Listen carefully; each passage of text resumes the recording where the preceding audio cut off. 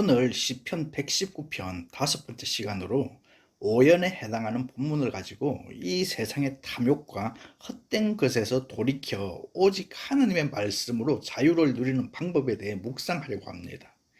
인간이 죄의 길에서 벗어나 진리와 일치된 삶을 살아가는 방법은 주님의 말씀을 따르는 거예요. 우리가 죄의 유혹에서 벗어나 하나님께 가까이 나아갈 수 있는 방법은 말씀대로 순종하는 것밖에 없어요. 주님의 말씀은 우리를 지켜주시고 구원해 주십니다. 진리의 말씀 안에는 하나님의 구원과 사랑이 있어요. 그리고 우리로 하여금 헛된 욕망에서 자유롭게 합니다. 그렇다면 헛된 욕망에서 자유로워지기 위한 기본은 무엇일까요? 먼저 33절 읽어봅니다. 여호와여 주의 율례들의 도를 내게 가르치소서. 내가 끝까지 지키리이다. 첫 번째는 하나님께 말씀을 가르쳐 주시기를 간구하는 거예요. 33절 말씀은 119편에서 8번이나 반복해서 나오는데 하나님의 영적 조명을 바라며 내가 알지 못하는 것을 하나님께서 가르쳐 주실 것을 간구하고 있어요. 하나님의 말씀에 대해 지식 수준에 머무르는 것이 아니라 삶을 움직이는 역동적인 가르침을 간구하는 거예요. 우리는 잘못된 길로 들어서서 방황할 수 있어요. 그때 생명의 길로 돌이킬 수 있도록 하나님의 말씀을 배워둬야 합니다. 하나님의 말씀에 의해 끝까지 순종하겠다는 결심이 필요한 거예요. 마지막까지 하나님의 말씀에 충성하는 것은 쉽지 않은 일이죠. 그래서 히브리서 13장 7절에 하나님의 말씀을 너희에게 일러주고 너희를 인도하던 자들을 생각하며 그들의 행실의 결말을 주의하여 보고 그들의 믿음을 본받으라고 했어요. 끝까지 믿음을 지키는 것은 매우 중요한 거예요. 그래서 요한계시록 2장 10절은 내가 죽도록 충성하라. 그리하면 내가 생명의 관을 내게 주리라 말씀하고 있어요. 시편은 전체적으로 하나님의 말씀대로 행하는 자가 복이 있다고 줄기차게 선언하고 있어요. 그런데 말씀대로 행하는 것이 쉬운 일이 아니죠. 결심하고 노력한다고 해서 지킬 수 있는 것도 아닙니다. 그것은 말씀을 가지고 기도하는 자에게 부어지는 복인 거예요. 말씀과 기도는 분리될 수 없어요. 그래서 말씀을 아는 사람은 기도하게 되고 기도하는 사람은 말씀을 가까이 할 수밖에 없는 거예요. 여러분, 믿음은 말씀의 길에 끝까지 머물러 있는 것을 뜻하는 거예요. 그런데 완벽하지 않을 수 있어요. 성공하지 못할 수도 있어요. 그러나 주님은 그 길에서 떠나지 않고 끝까지 버티는 사람을 반드시 인도해 주십니다. 두 번째, 헛된 욕망에서 자유로울 수 있는 기본은 하나님의 말씀을 깨우쳐 주시기를 간구하는 거예요. 34절 말씀 읽어봅니다. 나로 하여금 깨닫게 하여 주소서. 내가 주의 법을 준행하며 전심으로 지키리이다. 주님의 말씀을 온전히 이해하고 확신하며 지키게 해달라는 거예요. 우리는 하나님의 말씀을 배우고 깨우쳐야 합니다. 마틴 루터는 깨닫게 하소서를 내게 설명하소서 그렇게 풀이했어요. 말씀을 배운다는 것은 말씀을 깨우친다는 의미이기도 하죠. 우리가 하나님의 말씀을 온전히 지키지 못하는 것은 뜻과 의지가 부족하기보다 근본적으로 하나님의 말씀을 이해하지 못하는 것으로 볼 수 있어요. 때로 우리는 하나님의 말씀을 잘못 알고 오해할 수 있어요. 예수님 당시 바리새인들은 율법에 대한 열심은 있었지만 율법의 참뜻을 이해하지는 못했어요.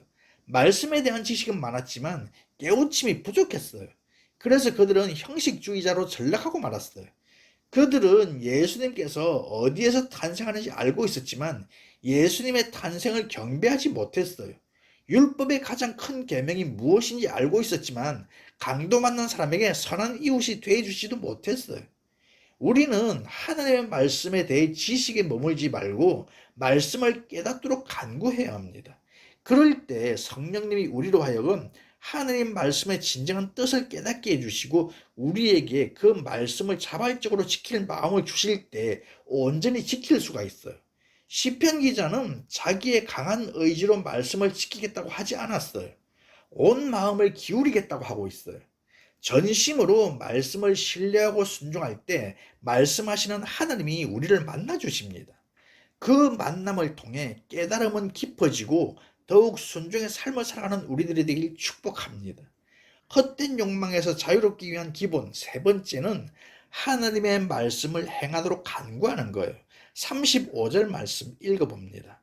나로 하여금 주의 계명들의 길로 행하게 하소서. 내가 이를 즐거워함이니이다. 이전에 보던 개역 한글 성경은 주의 계명들의 길에서 길을 첩경이라고 했어요. 첩경은 넓고 탁 트인 길이 아니라 좁고 짧은 길을 말합니다.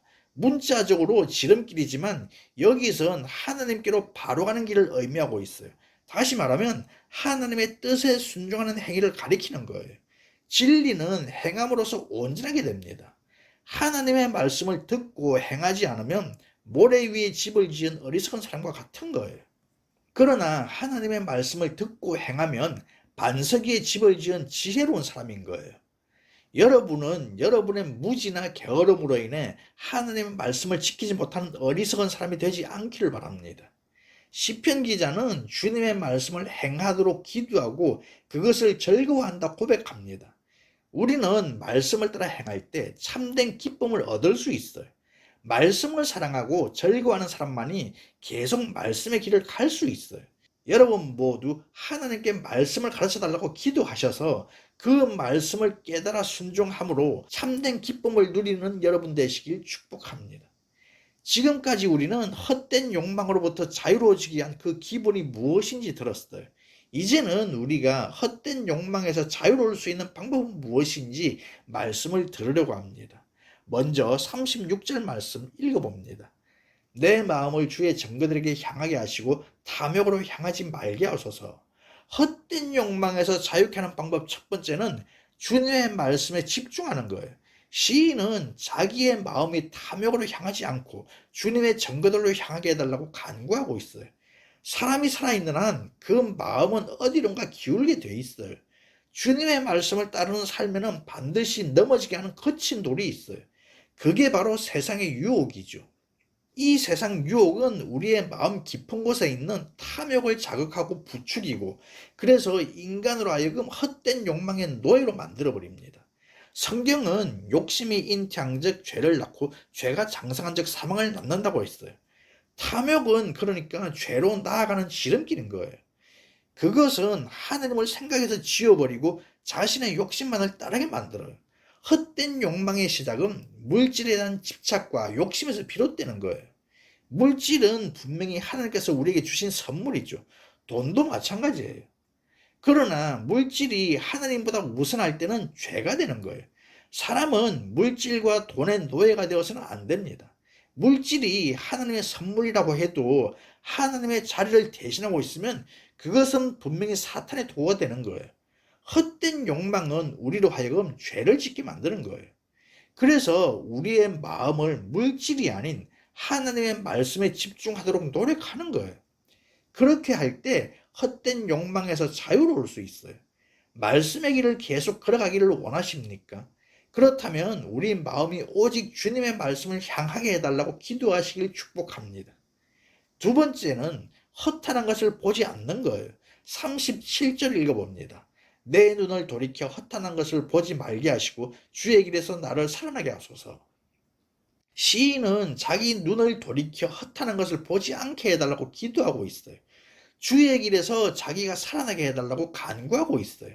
결론적으로 허탄한 것을 보지 않으면 주 안에서 살 수 있다는 거예요.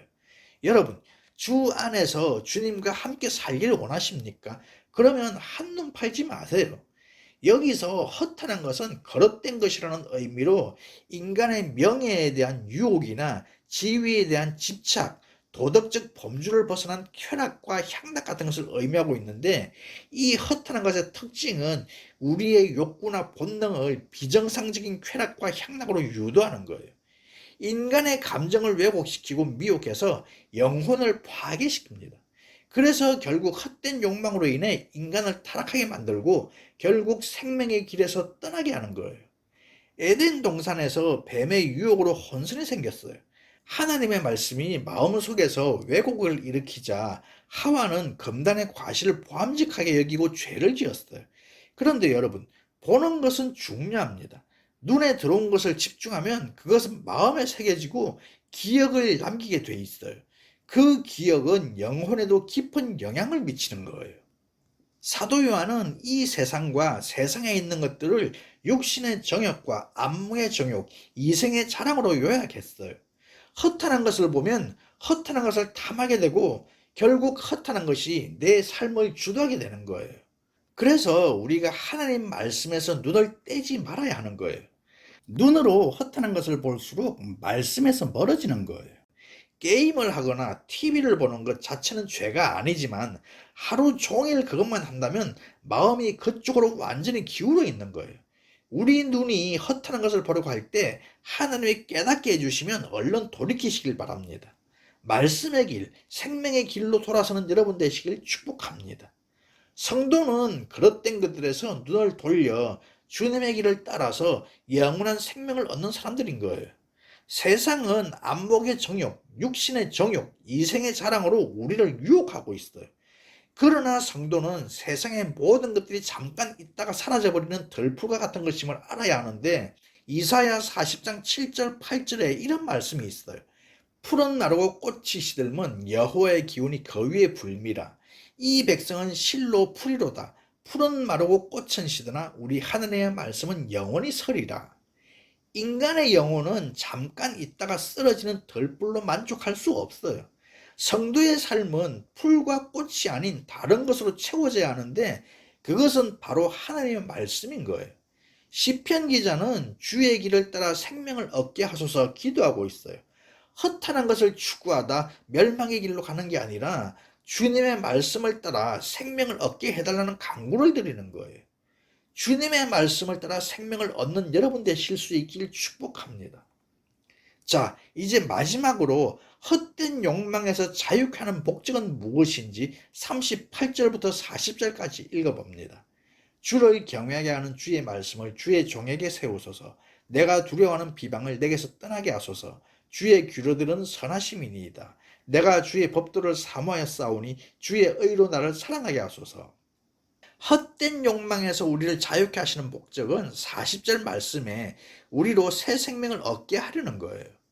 주님의 말씀을 사모함으로써 헛된 욕망에서 생명의 자리로 옮겨 새로운 삶을 살게 하려는 거예요.